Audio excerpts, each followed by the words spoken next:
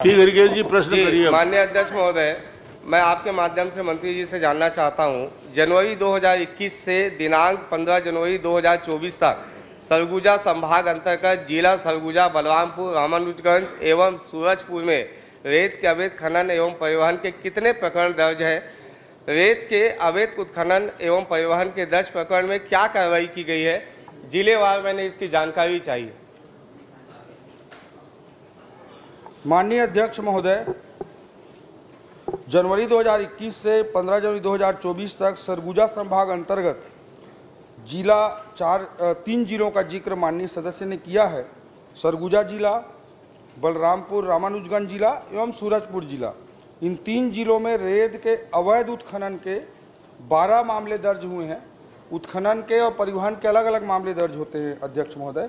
उत्खनन के 12 मामले और अवैध परिवहन के 652 प्रकरण दर्ज हुए हैं। और जो पूरा डिटेल है जिला वाइज, उसकी सूची माननीय उनको जिलेवार से नहीं। माननीय अध्यक्ष महोदय, अगर अवैध परिवहन में कार्रवाई की गई है तो वाहन में अवैध जो खनिज जब्त किया गया है उसे कहां कहां रखा गया है? और क्या यह सही है कि थाना रामचंद्रपुर, थाना सनावल अंतर्गत रेत माफिया द्वारा डंप किया गया है? और कितने का अनुमति लिया गया और जहां जहां डंप है उसमें अभी तक क्या कार्रवाई किया गया है? जो डंपिंग का परमिशन अध्यक्ष महोदय वो अलग से कलेक्ट्रेट के माइनिंग शाखा से लिया जाता है। अगर माननीय सदस्य की कंसर्न है, उनको शंका है कि गलत डंपिंग कहीं पर हुआ है तो वो हमें बता दें, हम उसको निश्चित रूप से चेक। माननीय अध्यक्ष महोदय, माननीय अध्यक्ष महोदय, बात नहीं कहता सदन में, और लगातार आपके द्वारा जो मेरा प्रश्न पूछा गया है उस प्रश्न में जितनी भी आपने जब्ती की बात कही है, जितनी भी कार्रवाई की बात है, उसी में वो सारा चीज दर्शाता है। और उसमें अगर डंप किया गया और आपके उसमें उल्लेख भी इस बात का है कि खनिज को भी जब्त किया गया है, तो खनिज है कहाँ जो जब्त किया गया है? माननीय अध्यक्ष महोदय, मेरा जवाब तो आने दो, मेरा जवाब आ जाए। जवाब आने दो मूल प्रश्न का। अध्यक्ष महोदय, जो खनिज के प्रकरण दर्ज होते हैं, परिवहन हो या उत्खनन हो, उसमें जो वसूली की जाती है, राशि पेनाल्टी के रूप में लिया जाता है, उसमें उस खनिज का मूल्य भी समाहित होता है। उस खनिज का मूल्य और उसके साथ उसमें फाइन दोनों को ऐड करते हुए वसूली की जाती है। इसलिए उसका पूरा पैसा और पेनाल्टी का पैसा दोनों ले लिया जाता है और उस खनिज को उसे वापस दे दिया जाता है। नहीं अध्यक्ष महोदय, अच्छा। और अध्यक्ष महोदय, जो भंडारण के स्वीकृत प्रकरण हैं वो तीनों जिला मिलाकर के 43 हैं। जी माननीय अध्यक्ष महोदय, माननीय अध्यक्ष महोदय, मेरा सौभाग्य है कि मेरे पहले प्रश्न में वित्त मंत्री आदरणीय ओपी चौधरी जी जवाब दे रहे हैं। अगर पेनाल्टी की बात है तो जो आपने उल्लेख किया है कि खनिज जब्त किया गया है, उसमें आपने कहीं भी ये नहीं किया गया कि उससे जो खनिज के रूप में पेनाल्टी लिया गया है। और आपने साफ शब्दों में कहा है कि खनिज को जब्त किया गया है, तो खनिज है कहाँ? मैं ये जानना चाहता हूँ। और ये आपको और बताना चाहता हूँ आदरणीय मंत्री जी, लगातार रेत के विषय पे अभी माननीय सदस्यों ने भी अपनी बात कही है।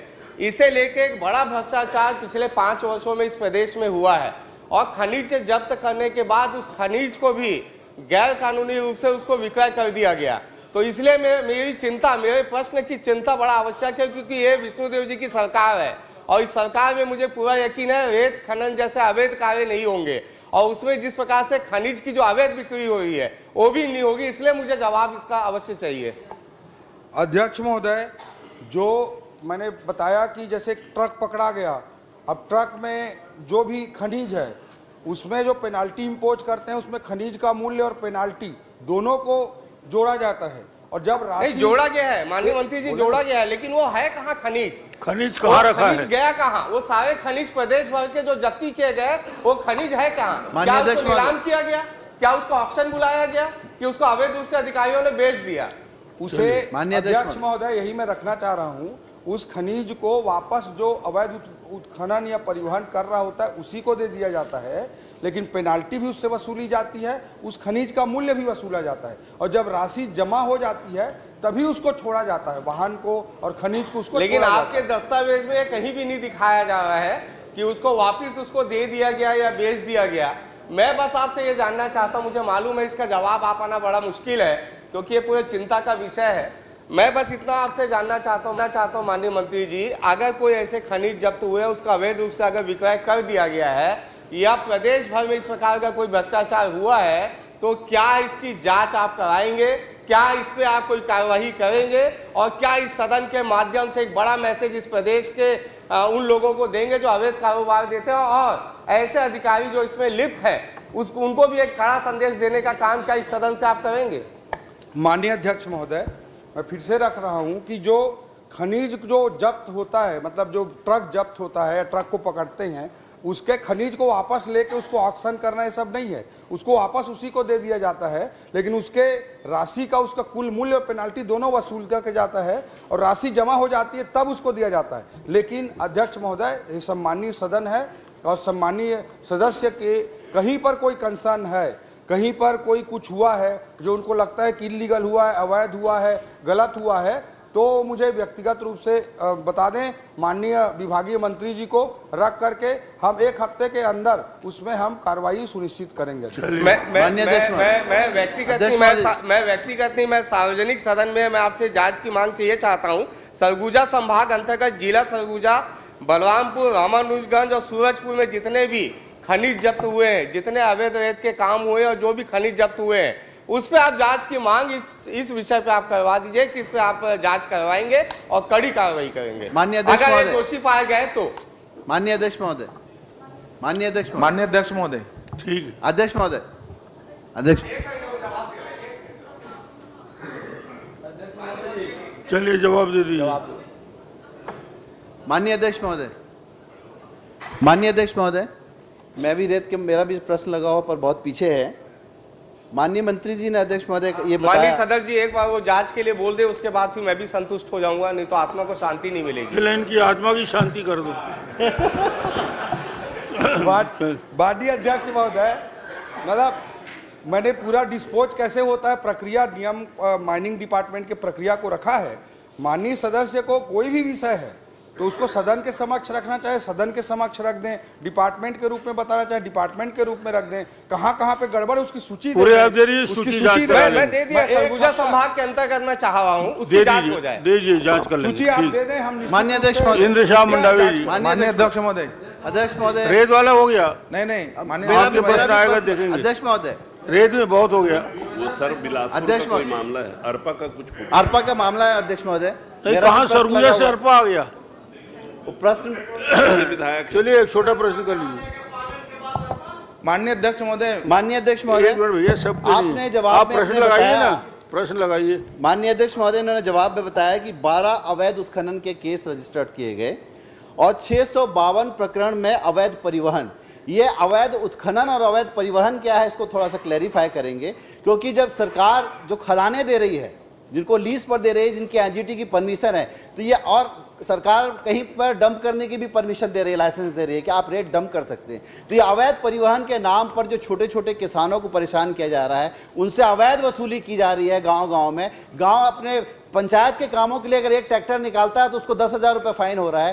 तो इस नाम से जो अवैध वसूली का कारोबार अधिकारियों द्वारा किया गया, इस पर आपका क्या बात है? अवैध उत्खनन और अवैध परिवहन, इसको क्लैरिफाई करें। और इसके नाम पर सिपाही से लेकर 108 का ड्राइवर तक वसूली कर रहा है और परेशान हो रहा है आम किसान जिसके पास एक ट्रैक्टर है। इसके लिए आप क्या व्यवस्था देंगे अध्यक्ष महोदय, मैं जानना चाहता हूँ। चलिए आप जवाब दीजिए। माननीय अध्यक्ष महोदय, सम्मानीय सदस्य ने जो कंसर्न रखे हैं वो थोड़े दूसरे साइड में अभी तक जितना डिबेट चल रहा था उसमें, तो उन्होंने पहला चीज़ तो रखा है कि उत्खनन और परिवहन दोनों के केस के डिफरेंस करने की बात कही है। तो जैसे उत्खनन जो बिना लीज के कहीं पे खोदा जा रहा हो अध्यक्ष महोदय, कोई जेसीबी लगा हो, डंपर लगा हो और वहाँ लीज ही नहीं है, वहाँ का इन्वायरमेंट क्लियरेंस नहीं है, वहाँ पे खोदा जा रहा है, या जो क्षेत्र निर्धारित किया गया है भौगोलिक रूप से ज्योग्राफिकल, उससे बाहर खोदा जा रहा है, वो अवैध उत्खनन के प्रकरण बनते हैं उसमें अध्यक्ष महोदय। और कोई ट्रक चल रहा है, कोई डंपर चल रहा है और वो बिना रॉयल्टी के चल रहा है, बिना रॉयल्टी के चल रहा है, तो उसको जब सड़क पे पकड़ते हैं तो अवैध परिवहन का प्रकरण उसमें दर्ज होता है अध्यक्ष महोदय। टेक्निकली दोनों में थोड़ा ये डिफरेंस है। बाकी अध्यक्ष महोदय, माननीय सदस्य ने जो सेकंड कंसर्न रखा है कि छोटे छोटे ट्रैक्टर वाले या जो भी लोग हैं वो उनको प्रताड़ित ना किया जाए।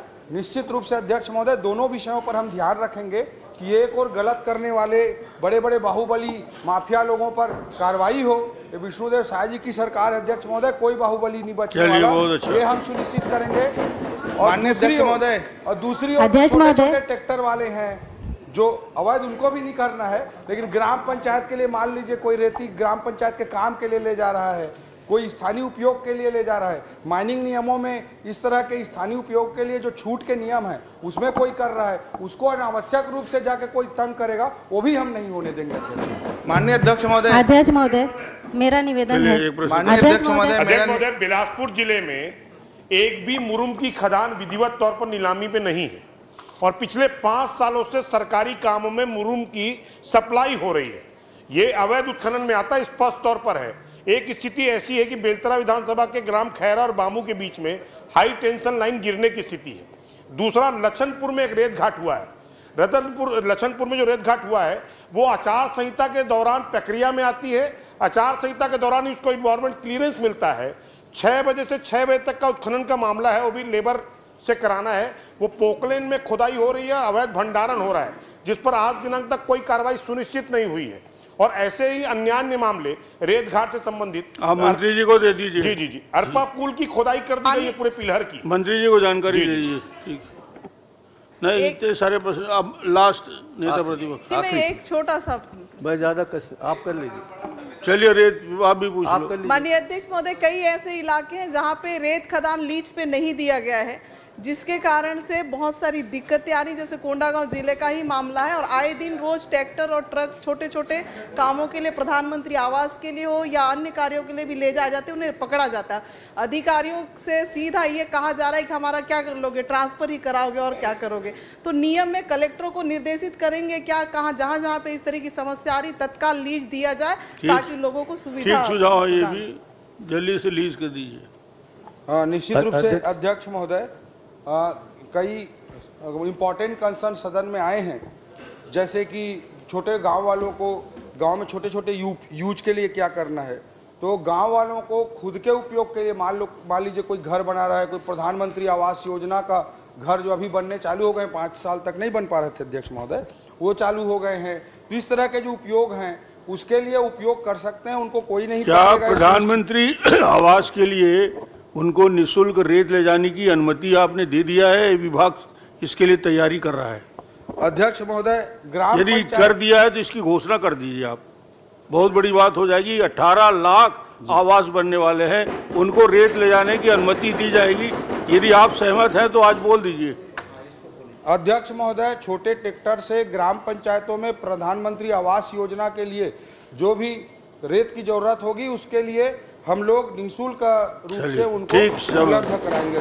बहुत बड़ी बात होगी। अब आप आखिरी प्रश्न नेताजी का। मैं धन्यवाद देता हूं आदरणीय अध्यक्ष महोदय, आपने जो प्रधानमंत्री आवास के लिए मुफ्त रेत की व्यवस्था की है उसके लिए माननीय मंत्री जी को। ये प्रश्न नहीं है मगर एक सोचने की बात है। पूरा सदन रेत के नाम से परेशान है, तो क्या रेत से तेल निकलता है? और यदि हाँ तो 1 टन रेत से कितना तेल निकलता है बता दीजिए। बहुत अच्छा प्रश्न। इंद्र साहब मंडावी जी। माननीय अध्यक्ष महोदय, ये महिला बाल विकास कितना तेल निकल रहा है उसको तो बता देते कम से कम। रेत से तेल, कहाँ? शराब से तेल, चावल से तेल, कोयला से तेल निकालने के वैज्ञानिक। अरे धर्मजीत जी, रेत से तेल कहाँ कहाँ निकल रहा है वो स्थान बता देंगे तो मालूम हो जाएगा। यही बैठे हैं साहब। चलिए, रायपुर में छोड़िए अब इसको। हम झारखंड में भी बताने गए थे कैसे निकलेगा। इसकी चर्चा बंद करिए। माननीय अध्यक्ष महोदय, बड़े बड़े विशेषज्ञ बैठे हुए हैं। झारखंड में तो बाटलिंग प्लांट देखने की विजिट के लिए गए थे। अभी उठा रहे हैं ना, अब 5 साल आप लोगों को करना है। नहीं है, ये 5 साल वही काम किए हैं। और सही बात तो ये है कि माननीय अध्यक्ष महोदय, मैं माननीय महिला बाल विकास मंत्री जी से कि अधिकारी प्रश्न किया था, उसका उत्तर तो मिला है मेरे को। पिटाई हुआ है 5 साल से काफी और उसके कारण में सब ये मामला बहुत सारे सुझाव आ गए। तो रेत का अब नया प्रश्न आने दीजिए। रेत का तेल निकालने वाले के ऊपर अब शिकंजा कसने का समय